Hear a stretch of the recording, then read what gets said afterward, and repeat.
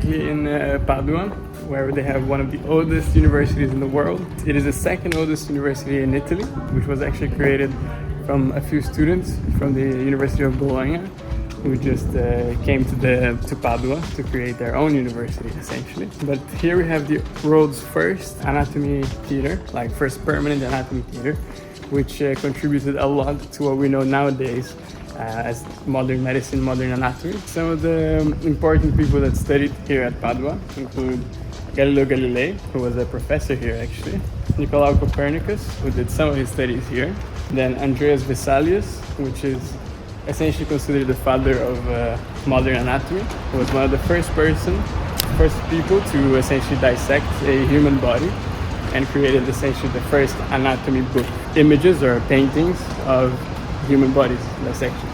The University of Padua was established in 1222, but it was only during the Renaissance in the 16th century when it was really established as this big center for medical education.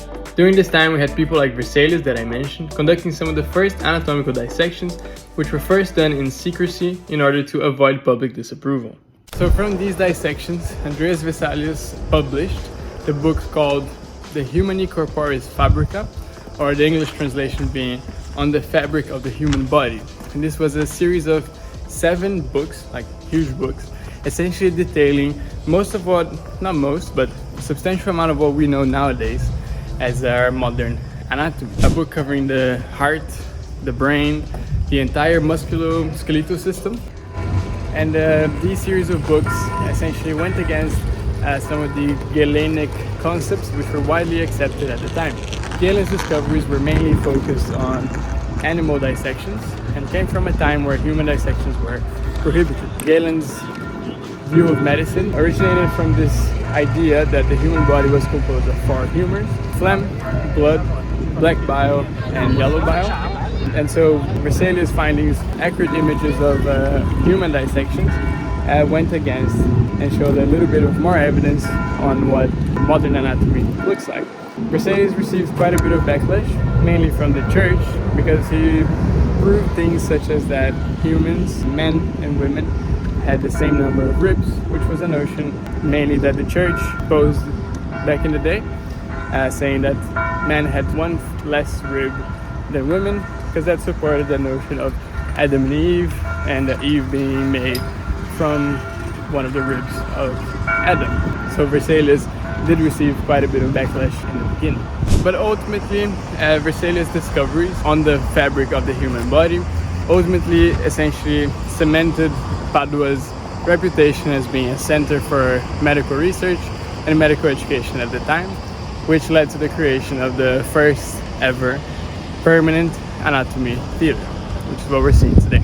Now, the way they studied the bones there were really interesting. Essentially, they used to get the cadavers, and the easiest way that they found to essentially remove all that tissue from the bones to be able to study the bones was to boil them. So they would essentially boil humans, human bodies, in this designated, which was termed a cooking room, which was right next to where the anatomy lab is situated. And we have this room still present nowadays. We can see a video of me in there where they have a little model of the anatomy theater. You can see the design of it, which was really influential at the time.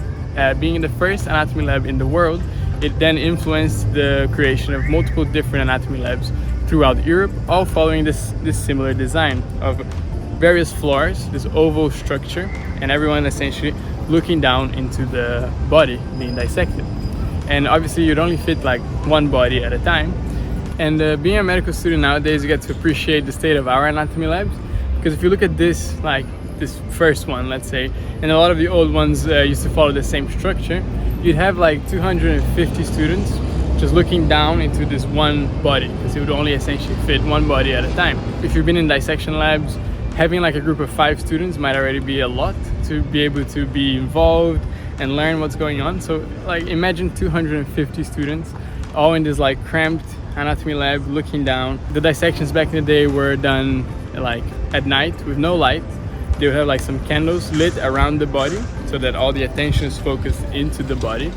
And so you can see like a very cramped environment, no lighting, you know, the smell of a human body. It was described to us that a lot of the students would essentially just faint It was like a common occurrence to have people faint around. Surely you can't really see that well from the top of the anatomy lab into seeing what's being dissected. So you get to appreciate our conditions nowadays. But it's nice to see how this evolution came about. The first anatomy lab, the design, which was groundbreaking at the time.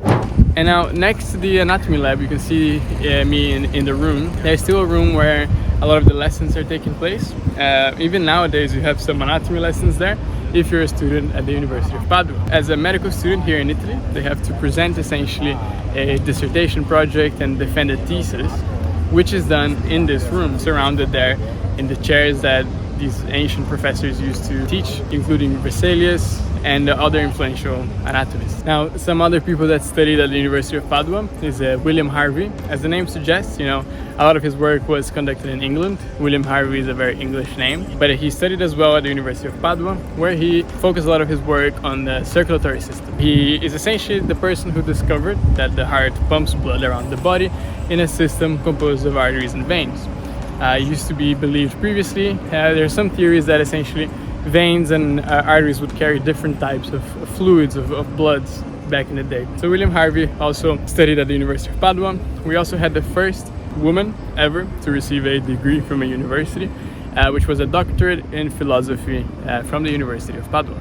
So the University of Padua also has the world's oldest and still functioning botanical garden, which is where we are right now. The garden was established in 1545 in association with the university, and its main function was essentially to study plants for a medicinal purpose. And the discoveries that they made here were essentially what contributed to what we know nowadays as pharmacology. So we had the earliest experiments, not earliest, but some really well documented experiments with plants. It was essentially a training ground here for medical students to use medicinal plants, learn how to identify them, cultivate them, and then put them into practice with their patients. It's really cool. It comes to show how in the 1500s, Padua really was the place you wanted to be when it came to medical education, medical research. So together with the oldest botanical garden in the world, they also had the world's first permanent anatomical theater, which we all got to see in this little trip. So I hope you enjoyed. Don't forget to like and subscribe.